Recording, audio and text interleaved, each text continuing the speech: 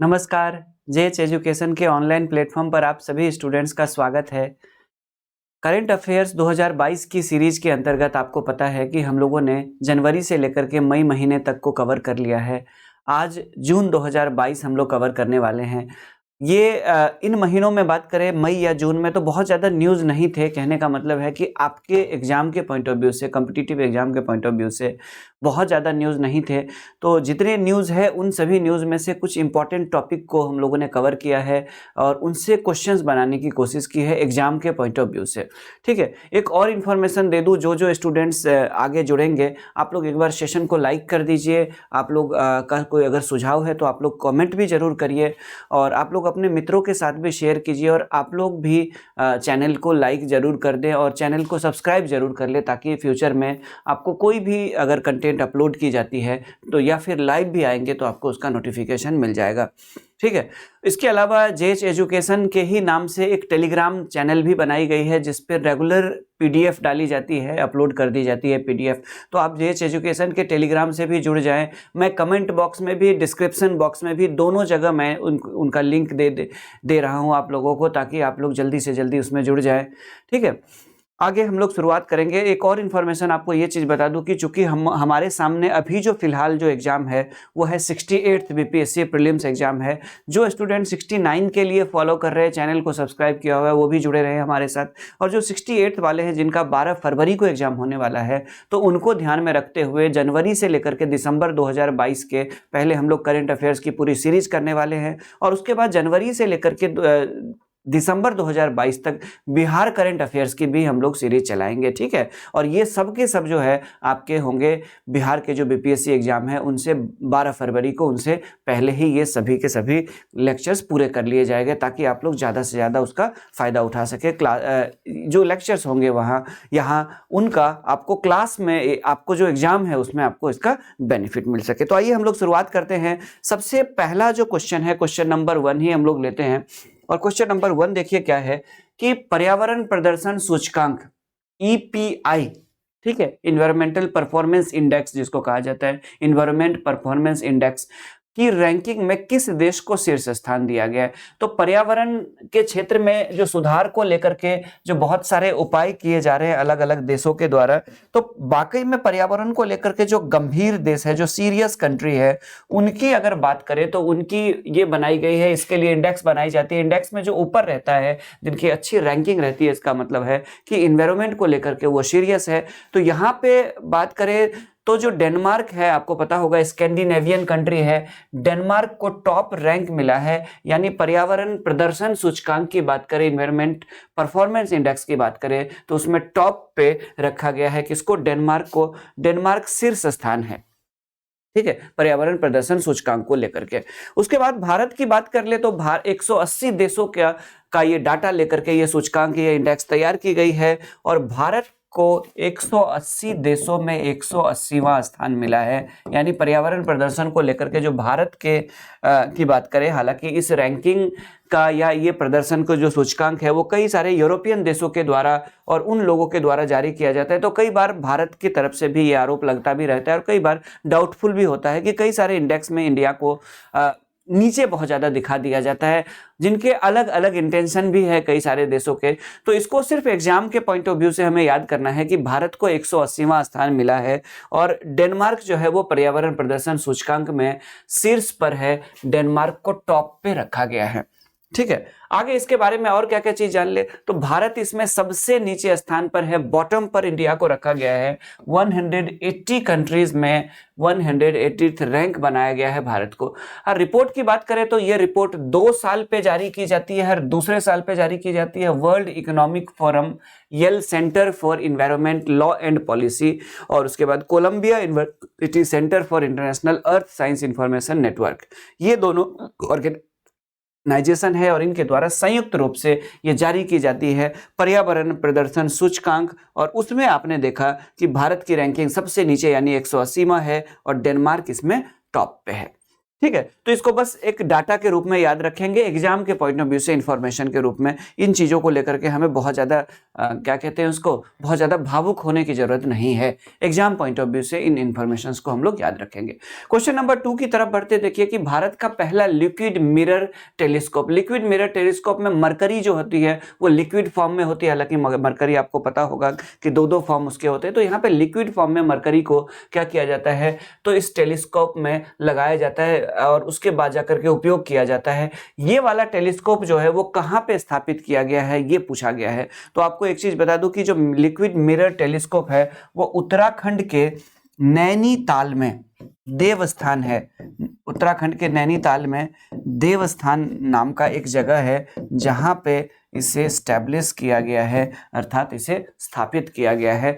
तो भारत का पहला लिक्विड मिरर टेलीस्कोप आपसे पूछेगा कि कहां पे स्थापित किया गया है, किस राज्य में, तो वो उत्तराखंड होगा। और उत्तराखंड के नैनीताल में देवस्थान नाम का जगह है, जहां पे देख लीजिए उत्तराखंड के नैनीताल डिस्ट्रिक्ट है, आपको पता होगा, और वहां पे एक पहाड़ी है जिसको कहते हैं देवस्थल, और उस देवस्थल के ऊपर चालू किया गया है। इस टेलीस्कोप की अगर मैं बात करूं तो कई सारे देशों के द्वारा इसको लेकर के भारत के साथ कोलैबोरेशन किया गया है, कई देशों की सहायता से, जैसे इसमें कनाडा भी शामिल है, इसमें बेल्जियम भी शामिल है, इसमें पोलैंड भी शामिल है और इसमें उज्बेकिस्तान भी शामिल है। इन देशों की सहायता से भारत के उत्तराखंड में देवस्थल पर इसे स्थापित किया गया। देवस्थल उस पहाड़ी का नाम है, उस जगह का नाम है। ठीक है, आगे अगर देवस्थान मैंने कह दिया हो तो उसके लिए सॉरी। देवस्थल उस जगह का नाम है, पहाड़ी का, जो कि नैनीताल में स्थित है।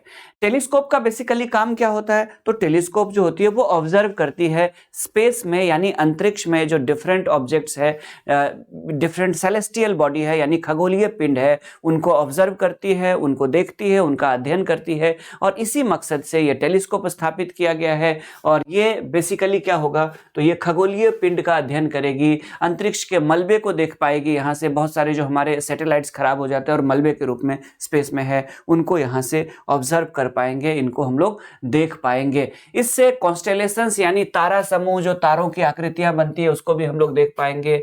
आकाशीय अन्य पिंड जो है उसको भी ढूंढ पाएंगे हम लोग। अन्य पिंडों में जैसे नए नए प्लैनेट्स का पता लगाना या नए नए नेचुरल सैटेलाइट्स, प्राकृतिक उपग्रहों का पता लगाना। आकाशगंगा जिसको हम लोग, ठीक है, आकाशगंगा की बात करें जिसको हम लोग गैलेक्सीज कहते हैं, इनके बारे में भी, बाइनरीज स्टार, गुरुत्वाकर्षण लेंस प्रणाली समेत अनेक विषयों पे इसमें शोध किया जाएगा। लिक्विड मिरर की बात करें, मिरर टेलीस्कोप की बात करें, तो इसका काम क्या होता है बेसिकली, ये क्यों, इसकी स्पेशल फीचर क्यों मानी जाती है, क्यों, क्या इसकी विशेषता होती है, तो देख लीजिए कि लिक्विड मिरर जो टेलीस्कोप होती है आकाशीय क्षेत्र में लंबे अध्ययन के लिए प्रयोग की जाती है। ठीक है, लंबे अध्ययन के लिए, इसके स्टडी के लिए इसका प्रयोग किया जाता है। और इसमें मरकरी का उपयोग किया जाता है, आपको पता होगा, लिक्विड के रूप में मरकरी का उपयोग किया जाता है और ये एक दर्पण की तरह कार्य करती है। ठीक है, आगे बढ़ते हैं नेक्स्ट। तो यहाँ पे आपने देखा कि लिक्विड मिरर टेलीस्कोप जो है वो भारत के देवस्थल में उत्तराखंड के नैनीताल डिस्ट्रिक्ट में स्टैब्लिश की गई है। क्वेश्चन नंबर 3 की तरफ हम लोग बढ़ते हैं। देखिए क्वेश्चन नंबर 3 क्या है, तो क्वेश्चन नंबर 3 यहाँ पे है कि अंतर्राष्ट्रीय योग दिवस 2022 का थीम है, the theme of international yoga day 2022। तो जैसा कि आपको पता है कि 21 जून को भारत में 21 जून को 2015 से भारत में लगातार मनाया जा रहा है। क्या मनाया जा रहा है, हर वर्ष मनाया जा रहा है अंतर्राष्ट्रीय योग दिवस। हर साल जब योग दिवस मनाए जाते हैं तो कुछ ना कुछ एक रिकॉर्ड बनता है, हर बार कुछ ना कुछ एक थीम होता है। तो 2022 का जो थीम है इंटरनेशनल योगा डे या अंतर्राष्ट्रीय योग दिवस की बात करें तो इसका थीम है योगा फॉर ह्यूमैनिटी। ठीक है, मानवता के लिए योग। ठीक है, यहाँ पे मैंने उसी से मिलते जुलते कुछ वर्ड्स को जनरेट किए हुए थे ताकि आप लोगों को थोड़ा सा प्रैक्टिस कराया जा सके। तो इम्यूनिटी पे बहुत सारे लोगों का ध्यान इसलिए जाएगा कि कोविड आई थी, इससे इम्यूनिटी बढ़ाने की बात बाबा रामदेव बार बार आप लोगों को याद होगा टेलीविजन पे आके करते थे और उसके लिए वो बहुत सारी दवाई या काढ़ा भी बताते थे। तो जानबूझ करके ये इक्वालिटी, फिटनेस एक्सेट्रा दिया गया है। बेसिकली इस बार का जो थीम है 2022 का, और वो ये है, मतलब 2022 का थीम था, अब तो 2023 आ गई, तो थीम था कि योगा फॉर ह्यूमैनिटी। ठीक है, मानवता के लिए योग।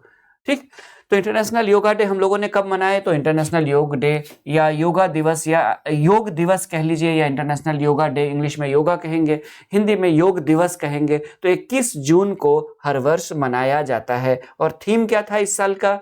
Yoga for humanity.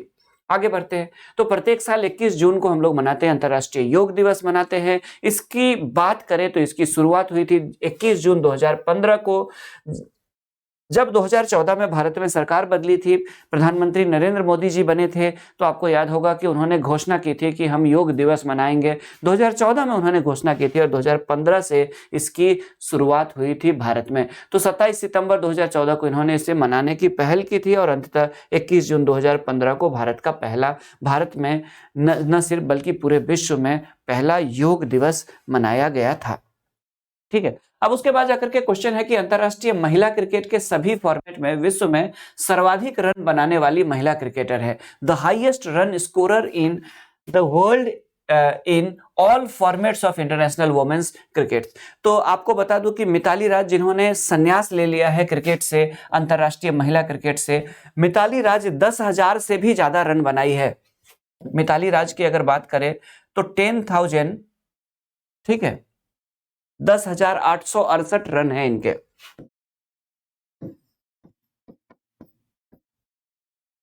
10,868 रन है और इसमें इनके तीनों चीजें हैं। चूंकि महिला टेस्ट में टेस्ट मैचेस कम खेली जाती है, ठीक है, तो बहुत ज्यादा टेस्ट मैच नहीं खेला इन्होंने। उसके बाद ओडीआई यानी वनडे इंटरनेशनल, और उसके बाद जाकर के T20 इंटरनेशनल, T20Is।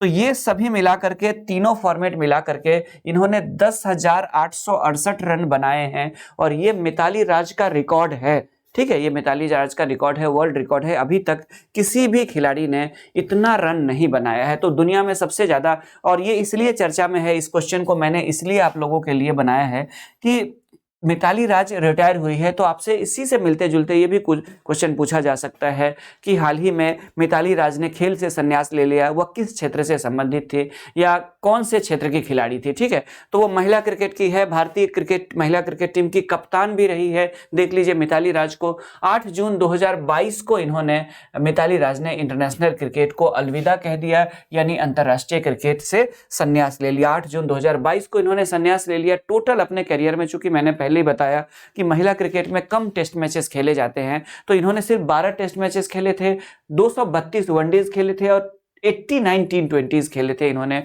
और तीनों में मिलाकर के 10,800, देख लीजिए यहाँ पे तीनों प्रारूप में अगर बात करें तो 10,868 रन, 10,868 रन बनाए, जो कि रिकॉर्ड है, वर्ल्ड रिकॉर्ड है अभी तक। जैसे ठीक उसी तरह जैसे क्रिकेट के सभी फॉर्मेट में सबसे मैक्सिमम अगर हाईएस्ट रन की बात करें तो अभी सचिन तेंदुलकर के पास है, ठीक उसी तरह से भारत में महिला क्रिकेट में सबसे ज्यादा रन जो है वो मिताली राज के पास है। और इसीलिए मिताली राज को भी क्या कहा जाता है, जिस स्टाइल से वो खेलती थी और जिस तरह से उन्होंने एक लंबे समय तक डोमिनेंस किया था वुमेन्स क्रिकेट में, बैटिंग में, इसीलिए ठीक उसी तरह जैसे सचिन तेंदुलकर का एक दबदबा हुआ करता था अंतरराष्ट्रीय क्रिकेट में रन बनाने के मामले में, इसी तरह से मिताली राज का भी महिला क्रिकेट में दबदबा है। और इसीलिए दबदबा था, इसीलिए इनको महिला तेंदुलकर या क्रिकेट का, भारतीय क्रिकेट का महिला तेंदुलकर कहा जाता था लोगों के द्वारा। ठीक है, कहा जाता है। आगे बढ़ते हैं, क्वेश्चन नंबर 5A की तरफ बढ़ते हैं, 5 की तरफ।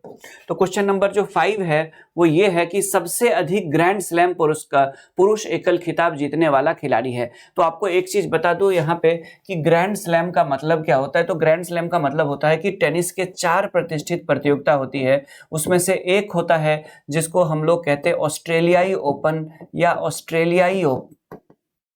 Australian open. ठीक है, ये ऑस्ट्रेलिया में होती है। उसके बाद जाकर के एक होती है आपका फ्रेंच ओपन, फ्रांस में होती है। एक होती है विंबलडन,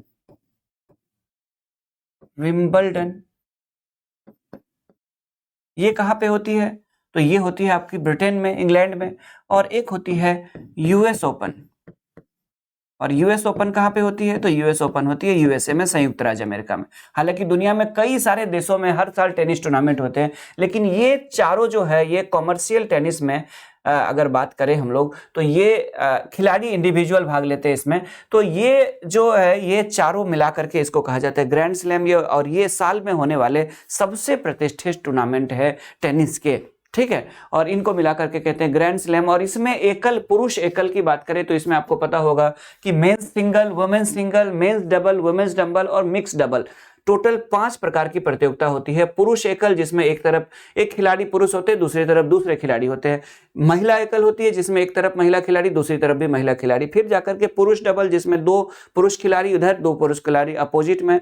महिला डबल जो होती है वुमेन्स डबल, उसमें 2 महिला इधर, 2 महिला खिलाड़ी इधर। और एक होती है मिक्स डबल जिसमें एक मेल फीमेल, एक मेल फीमेल, ठीक है। और वो पेयर जो होती है वो जरूरी नहीं है आप अपने देश के खिलाड़ी के साथ, किसी दूसरे देश के खिलाड़ी के साथ भी वो पेयर बना करके आप खेल सकते हैं। जैसा कि मार्टिना हिंगिस जो है वो लंबे समय तक जो स्विट्जरलैंड की है वो लिएंडर पेस के साथ जोड़ी बना करके कई प्रतियोगिता उन्होंने जीते थे मिक्स डबल में। तो इन चारों को मिला के कहा जाता है ग्रैंड स्लैम। और ये जो चारों ग्रैंड स्लैम है इसमें सबसे ज्यादा पुरुष एकल की बात हो रही है। तो पुरुष एकल जो है वो सबसे ज्यादा जीता है और वो है कहाँ के, तो वो है स्पेन के राफेल नडाल। राफेल के नडाल जो स्पेन के हैं इन्होंने अभी तक 22 टोटल 22 पुरुष एकल खिताब जीते हैं, जिसमें सबसे ज्यादा इन्होंने फ्रेंच ओपन जीते हैं। फ्रेंच ओपन जीतने का भी एक रिकॉर्ड है ही इनके यहाँ सबसे ज्यादा। और प्लस सबसे ज्यादा इन्होंने क्या जीते हैं, तो सबसे ज्यादा grand slam, total 22 grand slam अभी तक जीत चुके हैं। और इनसे बाकी खिलाड़ी बात करें तो नोवाक जोकोविच इनसे पीछे है, रोजर फेडरर ऑलरेडी संन्यास ले चुके हैं, आपको पता होगा कि ये भी पीछे। और पीट सैम्प्रास जो अमेरिका के हैं वो भी काफी पीछे हैं। एक समय Pete Sampras world record holder था, बाद में इनको बीट किया था रोजर फेडरर ने। और बाद में रोजर फेडरर से आगे बढ़ गए थे नोवाक जोकोविच, सर्बिया के हैं। और अब स्पेन के राफेल नडाल है वो 22 एकल प्रतियोगिता के साथ ही ट्रॉफी के साथ ही वर्ल्ड में नंबर 1 आ गए हैं, ठीक है। तो थोड़ा सा राफेल नडाल के बारे में देख लीजिए। यहाँ पे राफेल नडाल आप लोग जाना पहचाना चेहरा है, स्पेन के खिलाड़ी है, पावर टेनिस के लिए जाने, पावर हिटिंग के लिए जाने जाते हैं।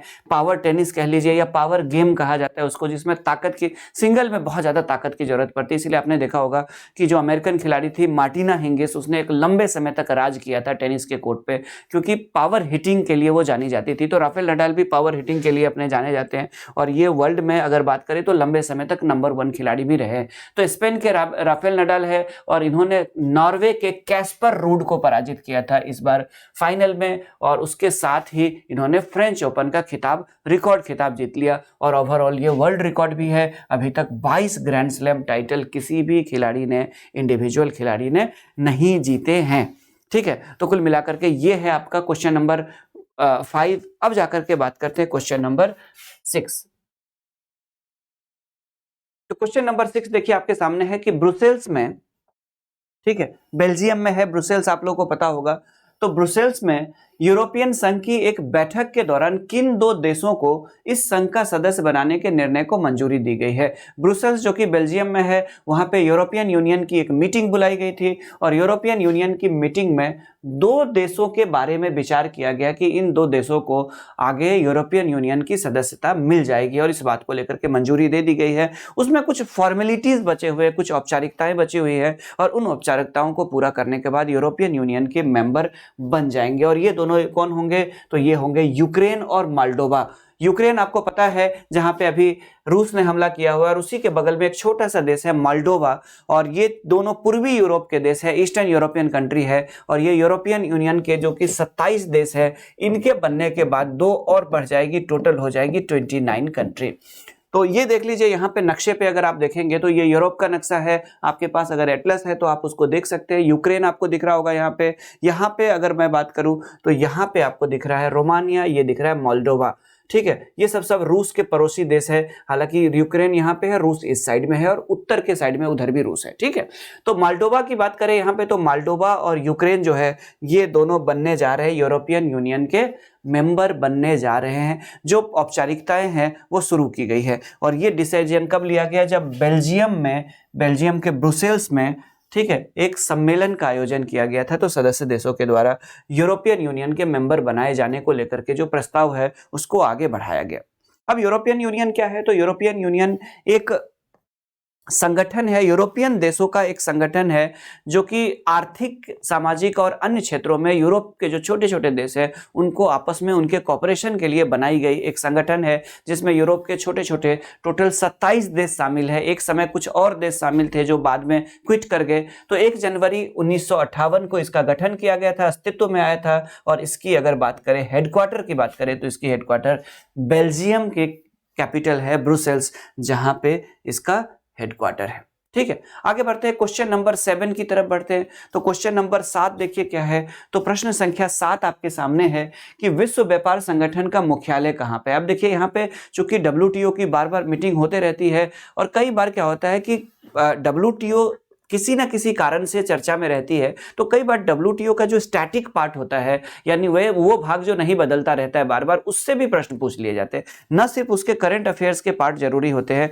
बल्कि उसके जो है वो अदर पार्ट भी जरूरी हो जाते हैं, उसके स्टैटिक वाले पार्ट भी इंपॉर्टेंट हो जाते हैं। ठीक है, तो यहाँ पे मैंने डब्ल्यूटीओ यानी वर्ल्ड ट्रेड ऑर्गेनाइजेशन, विश्व व्यापार संगठन के मुख्यालय के लिए क्वेश्चन बनाया हुआ है। तो आप लोग को बता दूं कि स्विट्जरलैंड में एक शहर है जिनेवा, जिसको जेनेवा कहा जाता है, यहीं पे है किसका, तो डब्ल्यूटीओ यानी विश्व व्यापार संगठन का मुख्यालय है जेनेवा में। और टोटल डब्ल्यूटीओ की बात कर ले तो डब्ल्यूटीओ में अगर बात करें तो यहाँ पे 4 दिवसीय बैठक का आयोजन किया गया था, और मुख्यालय में ये बैठक आयोजित की गई थी। ठीक है, आगे इस मुद्दा अगर बात करें तो डब्ल्यूटीओ की इस बैठक में क्या क्या चीजों पे चर्चा की गई थी, तो कोविड-19 के टीका, महामारी प्रतिक्रिया, मछली की सब्सिडी, मत्स्य सब्सिडी, कृषि, खाद्य सुरक्षा, विश्व व्यापार संगठन में सुधार और भविष्य के लिए प्राथमिकताओं के लिए छूट। ऐसे कुछ इश्यूज थे जैसे कोविड-19 vaccine, pandemic response, fisheries subsidies, agriculture, food security, इन सब मुद्दों पे चर्चा की गई। डब्ल्यूटीओ जो है वो दुनिया की अगर बात करें तो दुनिया की 164 देश इसमें शामिल है। 1995 में, 1995 में इसका गठन किया गया था, और इसने general Agreement of Trade and tariff यानी गेट के स्थान पर यह अस्तित्व में आया था 1995 में। कौन, तो ये आ गया था, डब्ल्यूटीओ अस्तित्व में आ गया था। टोटल अभी तक 164 मेंबर है।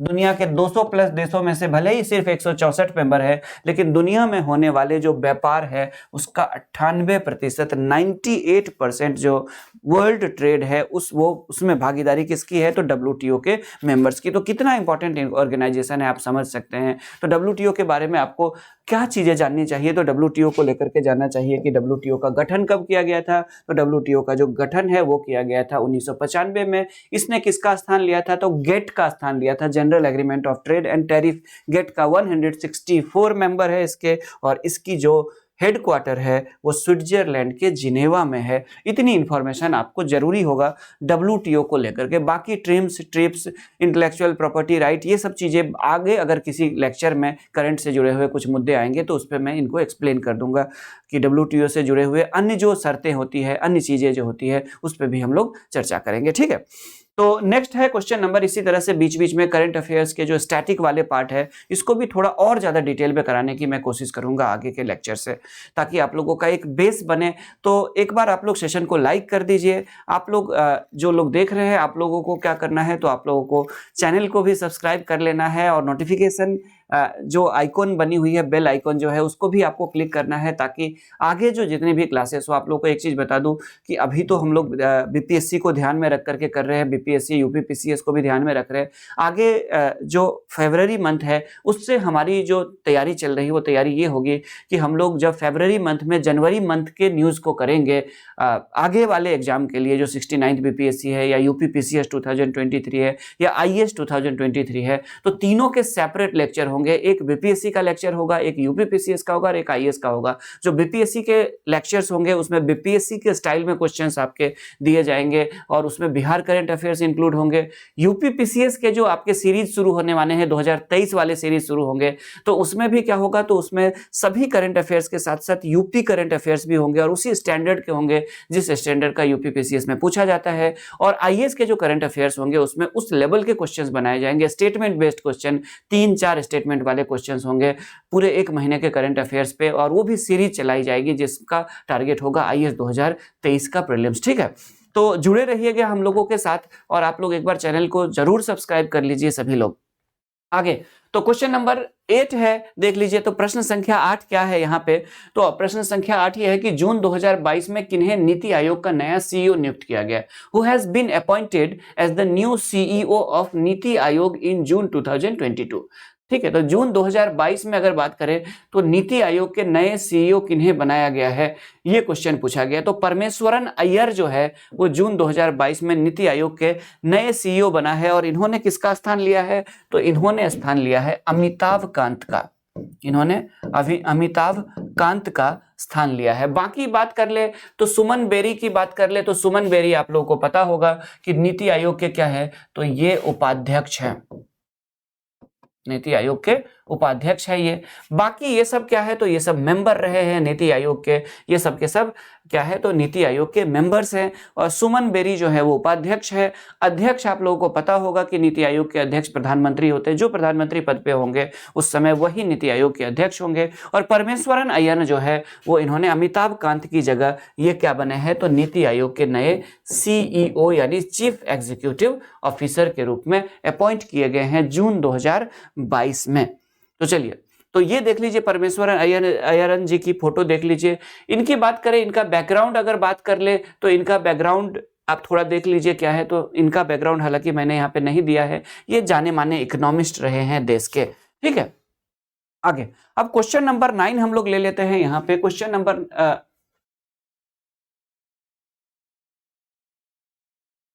9 है कि रिमपैक 2022 का आयोजन किन देशों के नौसेनाओं द्वारा मिलकर किया गया था? ठीक है, रिम पैक, इसमें पैक का मतलब यहाँ पे पैसिफिक ओशियन की बात हो रही है। और उसके बाद जाकर के 2022, तो 2022 का जो रिमपैक है वह jointly organised by navies of which countries? तो ये भारत और अमेरिका के साथ साथ टोटल जो है भारत अमेरिका सहित 26 देशों का ये एक संयुक्त नौसैनिक अभ्यास है। जो कहाँ पे चला था? वो चली थी हवाई आइलैंड पे या हवाई द्वीप पे। और उसके बाद जाकर के अमेरिका का जो पश्चिमी तट जो है, जहाँ पे कैलिफोर्निया नाम का स्टेट है, तो साउथ कैलिफोर्निया यानी कि दक्षिणी कैलिफोर्निया पे, दोनों प्रशांत महासागर में है। और यहीं पे क्या हुआ था, तो कैलिफोर्निया, और यहीं पे क्या हुआ था, तो यहाँ पे रिमपैक का आयोजन किया गया था। साउथ कैलिफोर्निया पैसिफिक ओशियन के इलाके में, और पैसिफिक ओशियन के ही इलाके में हवाईयन आइलैंड पे ये 26 देशों का के नौसेनाओं का एक अभ्यास आयोजित किया गया था, जिसको नाम दिया गया है रिमपैक 2022। ठीक है, तो रिमपैक 2022 में 26 देश शामिल हुए थे, जिसमें भारत की भी नौसेना थी, अमेरिका की भी नौसेना थी। ये उसके फोटोग्राफ्स है कुछ, उसको आप यहाँ पे देख सकते हैं। ये इसका 28वां संस्करण था जो कि हवाई द्वीप और दक्षिण कैलिफोर्निया में हुई थी। आगे अगर बात करें तो ये 2 साल पे होने वाला द्विवार्षिक है, ये 2 साल पे होने वाला, ये क्या है, 2 साल पे होने वाला समुद्री अभ्यास है। और टोटल इसमें भारत सहित 26 देशों की नौसेनाओं ने भाग लिया था। क्वेश्चन नंबर 10 की तरफ हम लोग बढ़ते हैं। देखिए क्वेश्चन नंबर 10 क्या है यहाँ पे, तो क्वेश्चन नंबर 10 है कि 23-24 जून 2022 के बीच 14वें ब्रिक्स शिखर सम्मेलन का आयोजन किस देश में किया गया था? In which country the 14th BRICS summit was organised between 23 and 24 June 2022। तो ब्रिक्स, जैसा कि आप लोग को पता है कि नाम से ही क्लियर हो गया होगा कि ब्रिक्स का मतलब क्या होता है। तो ब्रिक्स का मतलब होता है, बी से होता है आपको पता है ब्राजील, आर से अगर आपको पता है रूस यानी रशिया, आई से इंडिया, सी से चाइना और एस से साउथ अफ्रीका। 5 देशों का संगठन है। पहले इसको ब्रिक कहा गया था, BRIC, और बाद में जब अफ्रीकी देश साउथ अफ्रीका शामिल हो गया तो इसको कहा गया ब्रिक्स।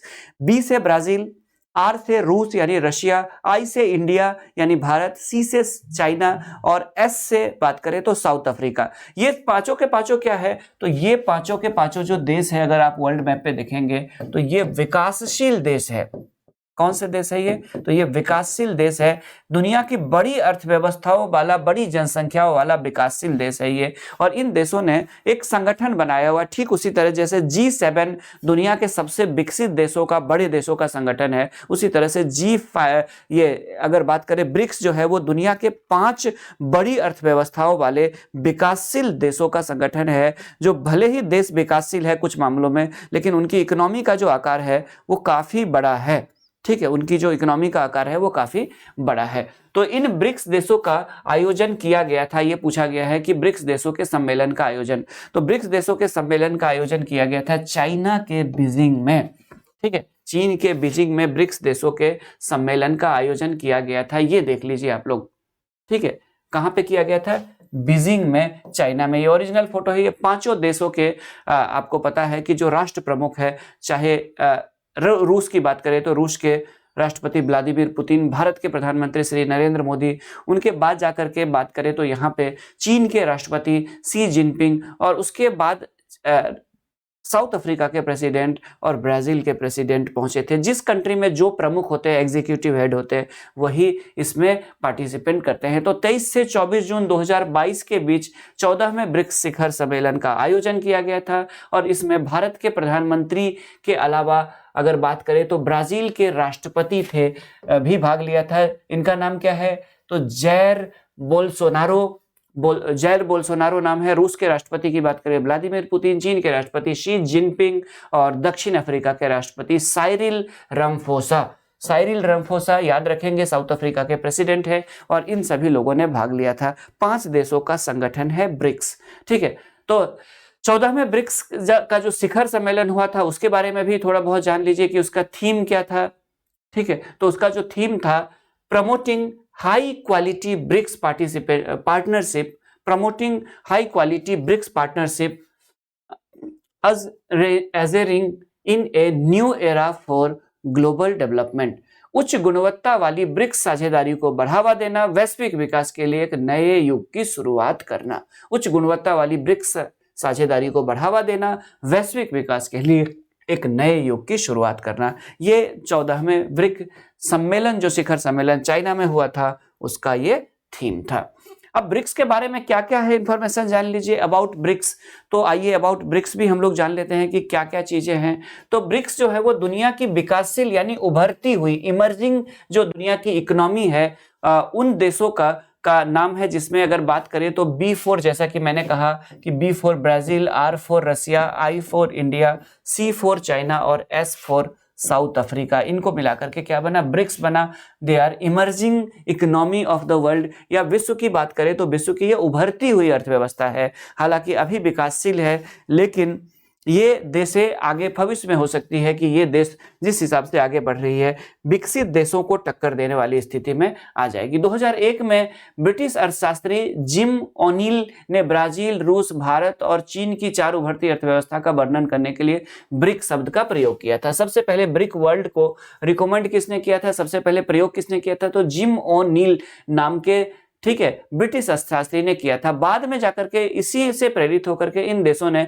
संगठन बनाया, और बाद में साउथ अफ्रीका शामिल हो गया। पहले ब्रिक का जो बैठक हुआ था, औपचारिक जो बैठक हुई थी 2006 में हुई थी, जिसको ब्रिक को औपचारिक रूप से इसमें किया गया था, संगठन का निर्माण करने की बात की गई थी, और दिसंबर 2010 में साउथ अफ्रीका को भी शामिल कर लिया। उसके बाद जाकर के ब्रिक्स बन गया। ये उभरती हुई अर्थव्यवस्था है, और आप देख लीजिए कि अभी वर्ल्ड की पॉपुलेशन में 41% इनका कॉन्ट्रीब्यूशन है। विश्व की जनसंख्या में 41% भागीदारी है। वर्ल्ड की जीडीपी की बात कर ले तो ये 1/4 जीडीपी सिर्फ 4 देशों में है, यानी 24% है। और विश्व व्यापार की बात करें तो उसमें 16% भागीदारी इन देशों का है, इन 4 देशों का। तो ये दुनिया, अब तो 5 देश हो गए हैं, इन 5 देशों का है। ठीक है, तो ये दुनिया की बड़ी अर्थव्यवस्था फ्यूचर में बनने जा रही है, और दुनिया में इनका महत्व बढ़ने जा रहा है। ब्रिक्स के शिखर सम्मेलन की बात करें तो एक बार बारी बारी से ब्राजील आयोजित करता है, फिर रूस, उसके बाद जाकर के फिर इंडिया, और अभी चाइना ने किया है। तो इसका मतलब अगला साउथ अफ्रीका में होगा। ठीक है, 4 और 5, तो अगला कब होगा? अगला होगा साउथ अफ्रीका में ब्रिक्स शिखर सम्मेलन। इसमें देश के सर्वोच्च नेता जो होते हैं, जिस देश में प्रधानमंत्री होते हैं, किसी देश में राष्ट्रपति होते हैं, वही इस ब्रिक्स शिखर सम्मेलन में अपने देश का प्रतिनिधित्व करते हैं, अपने कंट्री को रिप्रेजेंट करते हैं। वर्ष 2014 में ब्राजील में फोर्टेलेजा में 6ठे ब्रिक्स सम्मेलन का आयोजन किया गया था, और उसी दौरान चर्चा की गई थी ब्रिक्स विकास बैंक, जिसको new development bank BRICS bank को ही न्यू डेवलपमेंट बैंक भी कहा जाता है और एक समझौते पे हस्ताक्षर किया गया था। और उस हस्ताक्षर के बाद जाकर के क्या हुआ था देख लीजिए। तो उस हस्ताक्षर के बाद ब्राजील में जब ये साइन किया गया था तो उसके बाद जाकर के ये न्यू डेवलपमेंट बैंक बनी थी, जिसका हेडक्वार्टर शंघाई यानी चाइना में है। इसको बाद में न्यू डेवलपमेंट बैंक कहा गया, पहले इसको ब्रिक्स बैंक कहा गया। शर्तों के अनुसार इसके पहले अध्यक्ष भारत के बने थे बाद में, और इसकी स्थापना जो की गई थी वो चाइना के शंघाई में अभी है वो बैंक। और ठीक है, इसी को ब्रिक्स बैंक भी कहा जाता है और इसी को अब नया नाम दिया गया है, न्यू डेवलपमेंट बैंक नाम दिया गया। कहां पे है? तो चाइना के शंघाई में। तो कुल मिलाकर के ब्रिक्स को लेकर के इतनी इंफॉर्मेशन काफी हो जाएगी। एक बार आप लोग सेशन को लाइक कर दीजिए और जो लोग देख रहे हैं आप लोग चैनल को जरूर सब्सक्राइब कर लीजिएगा और अपने दोस्तों के साथ भी शेयर कर लीजिएगा। एक और चीज बता दूं, जो स्टूडेंट्स देख रहे हैं वो हमारे टेलीग्राम का जो लिंक है वो डिस्क्रिप्शन बॉक्स में दिया गया है। यहां पे भी मैं लिख देता हूं, टेलीग्राम का जो लिंक है वो है JH, स्मॉल में सब कुछ होता है, आपको पता होगा लिंक में। तो JH एजुकेशन 1 ये हमारा टेलीग्राम का लिंक है, तो आप टेलीग्राम से जुड़ सकते हैं। हमारा जो फेसबुक पेज है उसका भी नाम यही है, JH एजुकेशन फेसबुक पेज का भी नाम है। तो आप चाहे वहां से भी हम लोगों से जुड़ सकते हैं और वहां पे भी आपको कई सारे इंफॉर्मेशन आपको मिलती रहेगी। सोशल मीडिया का जमाना है तो सोशल मीडिया से आप जुड़ सकते हैं। ठीक इसी तरह से इंस्टाग्राम पे भी मैं अवेलेबल हूँ और इंस्टाग्राम पे भी हमारा जो संस्थान है वो अवेलेबल है और उसमें भी JH एजुकेशन 1 के ही नाम से। तो आपको टेलीग्राम चैनल भी मिल जाएगा JH एजुकेशन नाम से, जिससे जुड़ करके आप रेगुलर PDF प्राप्त कर सकते हैं। कुछ शॉर्ट्स या कुछ अलग वीडियोस या मोटिवेशनल कंटेंट के लिए आप हमारे साथ टेलीग्राम से भी जुड़ सकते हैं। JH एजुकेशन 1 करके जो हमारा टेलीग्राम चैनल है उससे भी आप जुड़ सकते हैं। तो टेलीग्राम चैनल से आपको मिल जाएगा रेगुलर PDF या कंटेंट, जिसको आप डाउनलोड करके आप रख सकते हैं, तैयारी कर सकते हैं। JH एजुकेशन के नाम से जो इंस्टाग्राम पे है वहाँ पे आपको शॉर्ट्स या फिर वहाँ पे आपको कुछ ऐसे मोटिवेशनल आगे मिलने वाले हैं। और उसके अलावा JH एजुकेशन के जो फेसबुक पेज है उससे भी आपको टाइम टू टाइम कुछ ना कुछ इन्फॉर्मेशन मिलते रहेगी। तो इन सभी से जुड़े, सोशल मीडिया से भी हमारे साथ जुड़िए आप लोग। क्वेश्चन नंबर, अब आगे बढ़ते हैं हम लोग। तो ये तो हो गया आप लोग का क्वेश्चन नंबर 11। तो क्वेश्चन नंबर 11 है कि 26 से 28 जून 2022 के बीच G7 के 48वें शिखर सम्मेलन का आयोजन कहां पे किया गया था? ठीक है, G7 आपको पता है, अभी अभी हम लोगों ने दुनिया की 5 बड़ी अर्थव्यवस्थाओं वाली विकासशील देश के बारे में पढ़ा।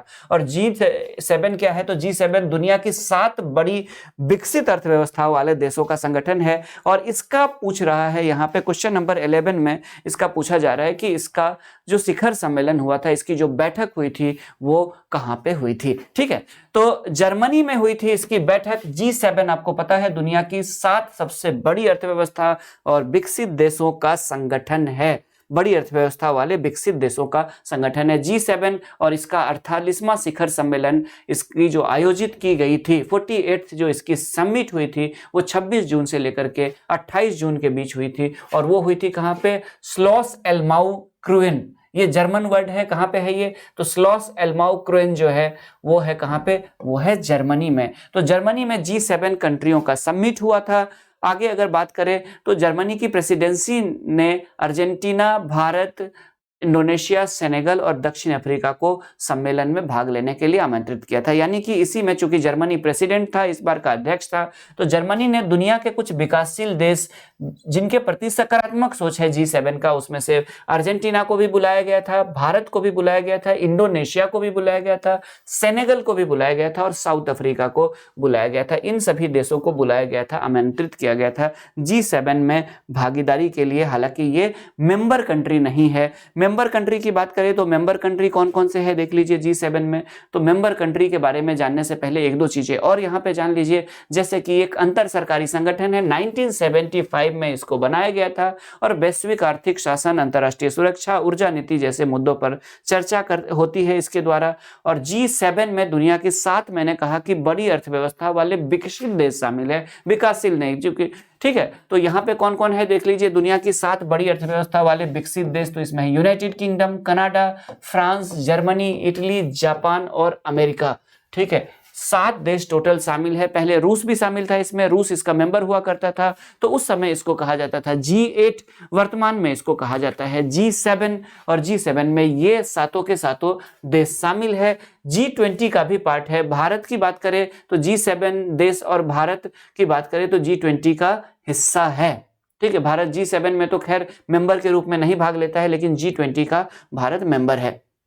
इसका कोई सचिवालय नहीं है, ना ही इसका कोई संविधान या कोई चार्टर है, लेकिन इसका इन्फ्लुएंस पूरी दुनिया में दिखती है, क्योंकि G7 की जब भी मीटिंग होती है तो उसमें लिए गए डिसीजंस का पूरी वर्ल्ड में इंपैक्ट दिखेगा, क्योंकि ये वर्ल्ड की लार्जेस्ट इकोनॉमी है। आप खुद देख लीजिए कि इनकी इकोनॉमी का वर्ल्ड में कितना वेटेज है। पॉपुलेशन में तो ये सिर्फ 10% है, ये सभी 7 देश मिला करके, लेकिन दुनिया की जो जीडीपी है, उस कंट्री की जीडीपी, दुनिया की पूरी वर्ल्ड की जीडीपी का कितना 31% सिर्फ और सिर्फ 7 देशों में है, और पॉपुलेशन कितनी है, सिर्फ दुनिया की 10%। इसी तरह से चूंकि इंडस्ट्रियल डेवलपमेंट बहुत ज्यादा हुआ है, औद्योगिक विकास, तो दुनिया में कार्बन जो उत्सर्जन होता है यानी औद्योगिक विकास की वजह से, तो वो 21% भागीदारी करते हैं ये दुनिया की 10% आबादी वाले देश मिला करके।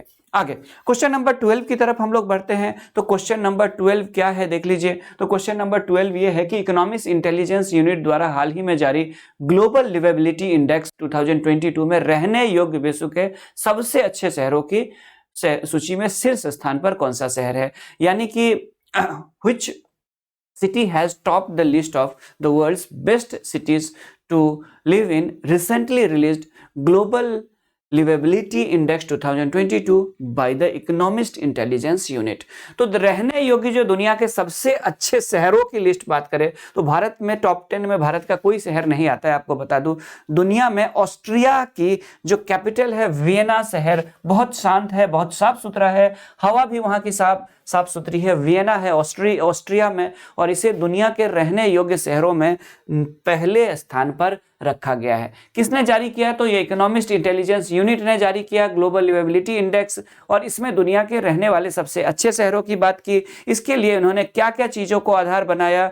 तो इसमें इन्होंने ज्यादातर यूरोप और कनाडा के देशों को लिया है, कनाडा के शहरों को लिया है, यूएसए, कनाडा, और उसके बाद जाकर के यूरोप के कंट्रियों को के शहरों को लिया है। वो चूंकि उसमें इंफ्रास्ट्रक्चर और स्टेबिलिटी की बात की गई है, शहर स्टेब्लिश है, पूरी तरह से अच्छी स्थिति में है, स्थिरता है वहां पे, और आधारभूत संरचना का भी विकास किया गया है। और इसके तहत 172 शहरों को की लिस्ट बनाई गई है। उसमें क्या क्या चीजों को देखा गया? उसमें देखा गया इंफ्रास्ट्रक्चर, उसमें देखा गया हेल्थ, उसमें देखा गया एजुकेशन, उसमें देखा गया कल्चर, और उसमें मनोरंजन यानी एंटरटेनमेंट। इन सभी को ध्यान में रखते हुए जो दुनिया के अगर बात करें तो 172 शहरों की लिस्ट बनाई गई, और उसमें ऑस्ट्रिया की कैपिटल जो वियना है उसको दुनिया में सबसे अच्छे शहरों का दर्जा मिला है। रहने योग्य शहरों में सबसे अच्छा है वियना ऑस्ट्रिया का, उसके बाद है कोपेनहेगन जो कि डेनमार्क की कैपिटल है, फिर ज्यूरिख जो कि स्विट्जरलैंड का एक शहर है। तो आपसे पूछा जा सकता है यहाँ पे, ठीक है, कि नए अंतरराष्ट्रीय रिपोर्ट के अनुसार ऐसे करके, या इकोनॉमिक्स इंटेलिजेंस यूनिट के द्वारा जारी रिपोर्ट के अनुसार ऐसे करके पूछा जा सकता है, विश्व में रहने योग्य सबसे अच्छा शहर है तो वो ऑस्ट्रिया का वियना है। इसी रिपोर्ट में दुनिया में सबसे वर्स्ट शहरों की यानी सबसे बेकार शहरों की भी, रहने योग्य शहरों में सबसे बेकार शहरों की भी चर्चा की गई है। तो आइए हम लोग उसकी भी लिस्ट को देख लेते हैं। तो दुनिया में सबसे बेकार शहर ईरान के तेहरान को माना गया है। लॉ एंड ऑर्डर या अन्य चीजों को देखते हुए ईरान के जो तेहरान है उसको दुनिया के सबसे वर्स्ट शहर माना गया। उसके बाद जाकर के डुओला है जो कि कैमरून में है, कैमरून एक अलग देश है, आप लोगों को पता होगा। उसके बाद हरारे जो कि जिम्बाब्वे, ये तो अफ्रीका में है, ढाका बांग्लादेश में है। तो यहाँ पे बात करें तो तेहरान को दुनिया के सबसे, जो 172 शहर के बड़े शहरों की सूची बनाई गई है उसमें तेहरान को दुनिया के सबसे वर्स्ट सिटी और वियना को दुनिया का सबसे बेस्ट सिटी माना गया है रहने के लिए। क्वेश्चन नंबर 13 की तरफ हम लोग बढ़ते हैं। देखिए क्वेश्चन नंबर 13 क्या है? तो क्वेश्चन नंबर 13 है कि Institute for Economics and Peace, Institute for Economics and Peace यानी आईईपी सिडनी द्वारा घोषित वैश्विक शांति सूचकांक यानी ग्लोबल पीस इंडेक्स जीपीआई में कौन सा देश लगातार शीर्ष स्थान पर बना हुआ है? Which country has consistently topped the global peace index announced by the Institute for Economic and Peace Sydney के द्वारा। तो सिडनी में जो Institute for Economic and Peace है उसके द्वारा घोषित किया गया वैश्विक शांति सूचकांक में कौन सा देश लगातार शीर्ष पर बना हुआ है? तो आपको एक चीज बता दूं कि आइसलैंड नाम का एक देश है जहां पे इतनी शांति है, यूरोपियन कंट्री है, अटलांटिक महासागर में आप लोग देखेंगे तो ग्रीनलैंड के पास ये आइसलैंड नाम का एक छोटा सा देश है। बहुत शांति व्यवस्था है यहाँ पे प्रधानमंत्री भी साइकिल से कोई बिना सुरक्षा का परवाह किए हुए, क्योंकि यहाँ पे इतनी शांति है कि संसद भी चले जाते हैं साइकिल से, प्रधानमंत्री भी उसी आम पार्क में जॉगिंग करने सुबह शाम जाते हैं जिस पार्क में सामान्य नागरिक करते हैं। इतनी ज्यादा शांति है, इस देश को पुलिस और सेना की बड़ी संख्या में जरूरत नहीं पड़ती है। तो कुल मिलाकर के इतनी शांति व्यवस्था है इस देश में, और लगातार कई सालों से आइसलैंड को ही टॉप में रखा गया है। तो दुनिया का सबसे शांत देश अगर बात करें Institute for Economics and Peace के द्वारा, सिडनी के द्वारा जो घोषित की गई है शांति सूचकांक में, तो लगातार कौन सा देश है? तो लगातार आइसलैंड नाम का जो देश है वो दुनिया का सबसे शांत देश बना हुआ है। यह 15वां संस्करण जारी किया गया था, 163 देशों को की उसमें रैंकिंग की गई है, जिसमें आइसलैंड को नंबर 1 रैंक मिला है, यानी आइसलैंड दुनिया का सबसे शांतिपूर्ण वाला देश है। उसके बाद जाकर के फिर न्यूजीलैंड है, डेनमार्क, पुर्तगाल वगैरह सब आती है। अगर सूची में बात करें तो दुनिया का सबसे शांत देश है क्या कहते हैं उसको, आइसलैंड, और दुनिया का सबसे ज्यादा अशांत देश आपने देखा होगा कि रिसेंटली तालिबानियों ने कब्जा किया हुआ है, वहां पे किस तरह से मारकाट मचा के रखा हुआ है इन लोगों ने। तो अफगानिस्तान दुनिया का सबसे अशांत देश है, उसके बाद यमन, सीरिया, दक्षिण सूडान ये सब आते हैं। हालांकि इन सब देशों की भी स्थिति बहुत अच्छी नहीं है। भारत की बात करें तो इन सूची में भारत को भी बहुत अच्छी रैंकिंग नहीं दी गई है।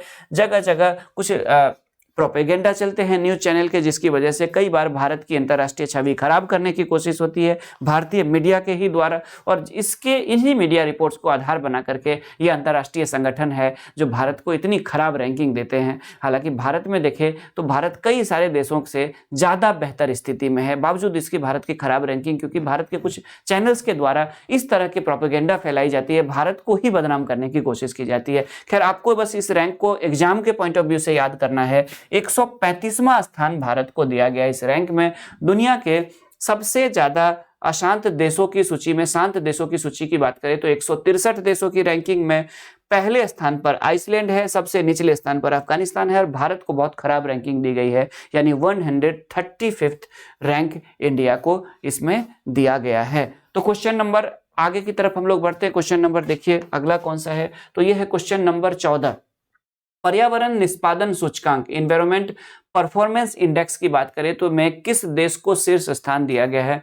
Question number 14। इंडेक्स के क्वेश्चन मैं हर महीने इसलिए ले रहा हूं जो भी इंडेक्स पब्लिश हो रही है, क्योंकि बीपीएससी के द्वारा या यूपीपीसीएस या आईएएस में इंडेक्स के क्वेश्चन लगातार पूछे जाते हैं। ठीक है, तो क्वेश्चन नंबर 14 देखिए क्या है। तो क्वेश्चन नंबर 14 यहाँ पे ये है कि which country has been given the top position in the environmental performance index 2022। तो आपको पता है कि हमेशा स्कैंडिनेवियन कंट्री पर्यावरण को लेकर के बहुत ज्यादा जागरूक होते हैं। तो यूरोप में जो स्कैंडिनेवियन कंट्री है, नॉर्वे, स्वीडन, फिनलैंड वगैरह सब है, और उसी में से जो डेनमार्क है यहाँ पे उसी को दिया गया है क्या, तो उसी को दिया गया है टॉप रैंकिंग, शीर्ष स्थान प्रदान किया गया पर्यावरण निष्पादन सूचकांक के मामले में। ये भी 2 साल पे जारी किया जाने वाला एक रिपोर्ट है जिसमें डेनमार्क को सबसे टॉप पे रखा गया है, और इसी के पे बात करें तो टोटल 180 देशों में है, और उन 180 देशों में अगर बात करें तो भारत को भी बहुत खराब रैंकिंग दी गई है, और भारत को सबसे निचला यानी 180वां स्थान दिया गया है, -18.90 स्कोर रखा गया है भारत का। तो आप समझ सकते हैं कि कितनी खराब ये कहीं ना कहीं मुझे लगता है पर्यावरण निष्पादन सूचकांक, ये सब के सब जो वेस्टर्न मीडिया का जो समूह है, ठीक है, एक विशेष विचारधारा वाले लोग होते हैं, उनके द्वारा भारत को बार बार बदनाम करने के लिए इस तरह के प्रोपेगेंडा फैलाए जाते हैं। तो एग्जाम में चूंकि पूछता है तो हमें करना ही है।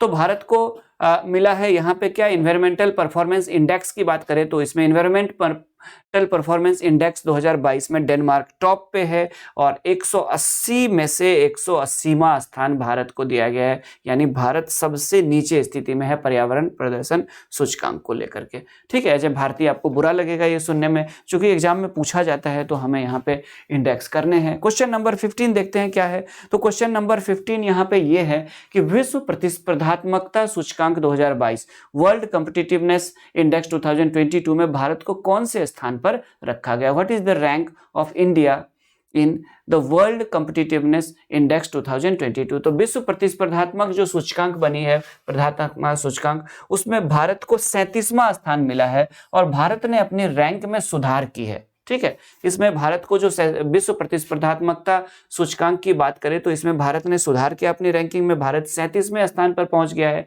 ये IMD के द्वारा जारी किया जाता है।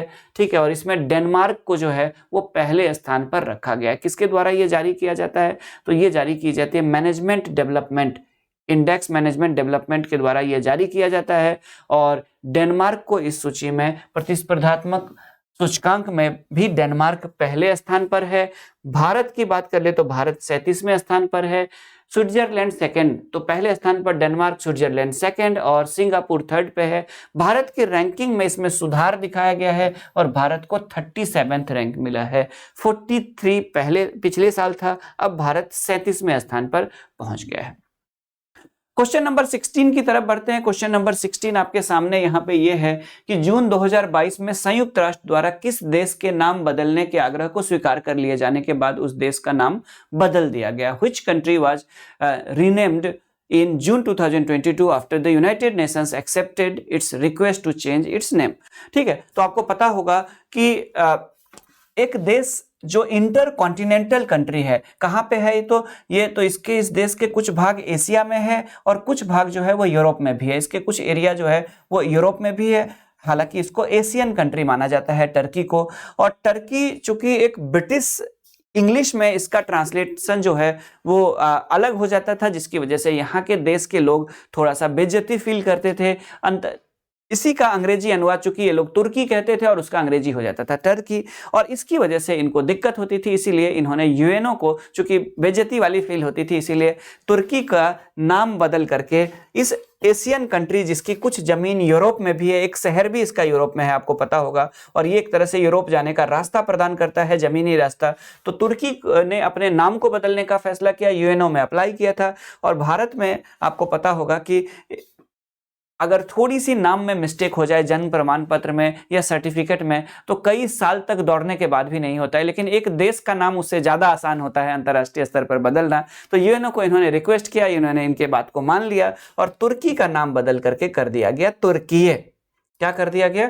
तुर्कीय। ये देख लीजिए आगे इसकी स्पेलिंग। तो तुर्की के विदेश मंत्री मेवतुल कावसोग्लू ने संयुक्त राष्ट्र महासचिव एंटोनियो गुटरेस को एक पत्र लिखा था और उन्होंने उनसे रिक्वेस्ट किया था कि क्योंकि तुर्की का अंग्रेजी अनुवाद टर्की हो जाता है और इसीलिए उस देश के नाम बदलने का फैसला किया गया। तो जून 2022 में दुनिया के पटल पे, वर्ल्ड मैप में एक एशियन कंट्री ने अपने नाम को बदला है, अपने देश के नाम को बदला है, और इस तरह से तुर्की का नाम बदल करके क्या कर दिया गया? तो तुर्की के नाम बदलने को स्वीकार कर लिया गया और अब इसका नाम रख दिया गया तुर्कीय। ठीक है, तो ये कुल मिलाकर के जून 2022 के इंपॉर्टेंट न्यूज़ थे। ये आपको कवर करके जाना है एग्जाम में। मल्टी टाइम इसको आप रिवीजन करें और इसके लिए आप क्या करें, तो कभी भी आप चाहे तो इसको वीडियो को लगा करके लेक्चर को आप सुन सकते हैं, ट्रैवल करते हुए भी सुन सकते हैं, जिससे आपका क्या होगा, मल्टी टाइम रिविजन होगा। तो हम लोगों ने जो सीरीज स्टार्ट की है उसमें हम लोगों ने जनवरी से लेकर के जून यानी 6 मंथ हम लोग कर चुके हैं। आप लोग अगर सपोर्ट करेंगे, आप लोग का अच्छा सपोर्ट रहा, आप लोग चैनल को सब्सक्राइब करें, आप लोग लेक्चर जो जितने भी वीडियो क्लासेस हो रही है उनको आप लोग लाइक करिए। आगे इसको हम लोग कंटिन्यू जारी रखेंगे फिलहाल। और ये जुलाई 2000 अगली जो लेक्चर होगी आपकी वो सैटरडे को होगी, और सैटरडे को जब आपका अगला लेक्चर होगा तो उसमें हम लोग जुलाई 2022 को कवर करेंगे। ठीक है, तो सभी लोगों को जुड़ने के लिए धन्यवाद। जेज एजुकेशन की टीम की तरफ से आप सभी को धन्यवाद। मिलते हैं अगले क्लास में। Thank you, have a nice day.